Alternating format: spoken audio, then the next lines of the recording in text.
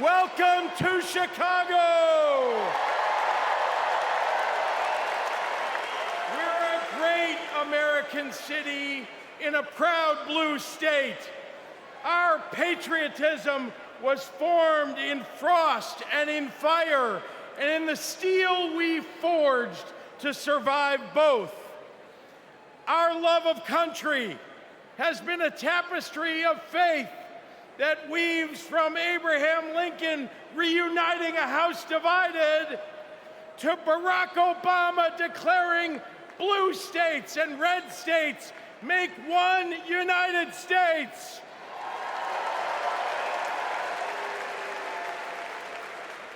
Now, Illinois' presidential pedigree is unmatched.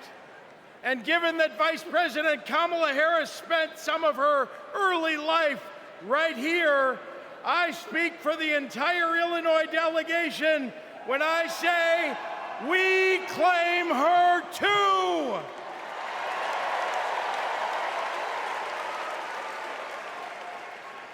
Now, one president we will never claim is the con artist the Republicans nominated in Milwaukee last month. Donald Trump once called Chicago embarrassing.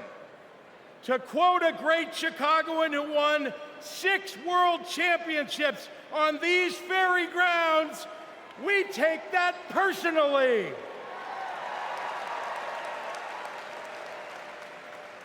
I had to govern for 2 years while Trump was president. Let me tell you what's embarrassing. In Illinois, we passed a massive bill to fix our roads and bridges. When Donald Trump proposed his own plan, he turned right around and called it stupid. We eliminated the grocery tax. Donald hasn't been in a grocery store since his first bankruptcy. Illinois invested in clean energy and the jobs it brings. Donald claimed that windmills in the ocean made the whales a little batty. During COVID, we supported small businesses and jobs. And Donald told us to inject bleach. Donald Trump thinks that we should trust him on the economy because he claims to be very rich. But take it from an actual billionaire.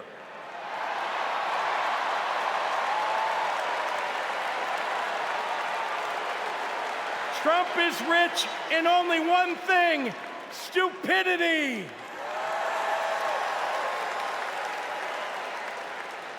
Now, I meet with business leaders all the time, and there's one universal thing they all need: people. They need more workers to fill all the jobs they have.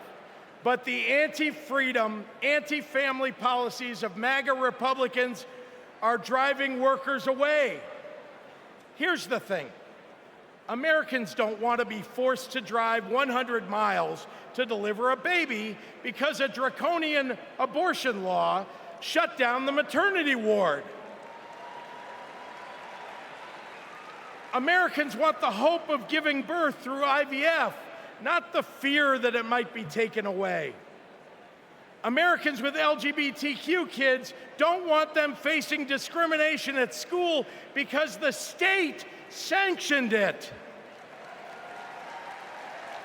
Americans want to go to their neighborhood grocery store and not have to worry about some random guy open carrying an AR-15.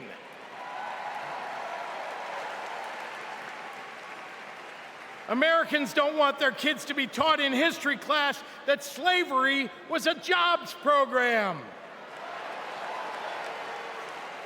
And if Americans are black or brown, they want to get promoted at work without being derided as a DEI hire for the sin of being successful while not white.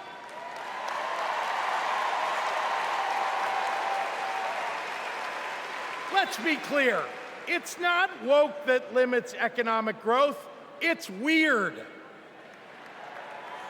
And these guys aren't just weird, they're dangerous. Democrats are for lower taxes and higher wages, less inflation and more business growth. We just think it's wrong to craft those policies for Elon Musk and not for everyday working people.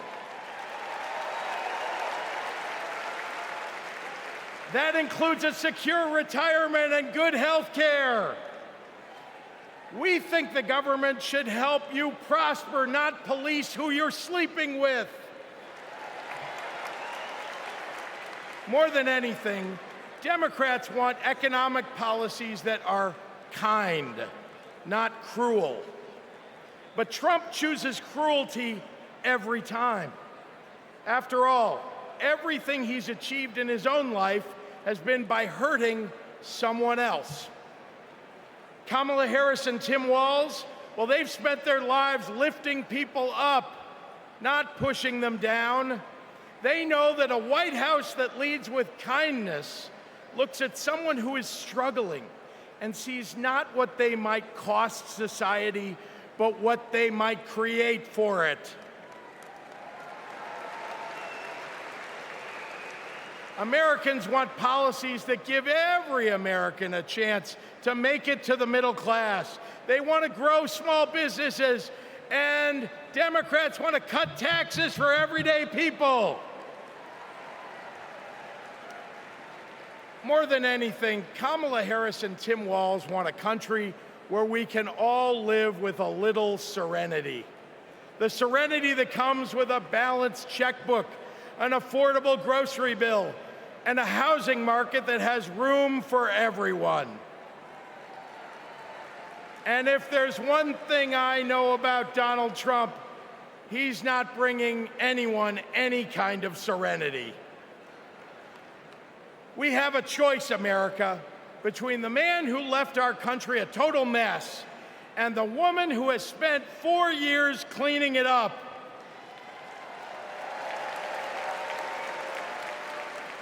And I think it's time we stop expecting women to clean up messes without the authority and the title to match the job.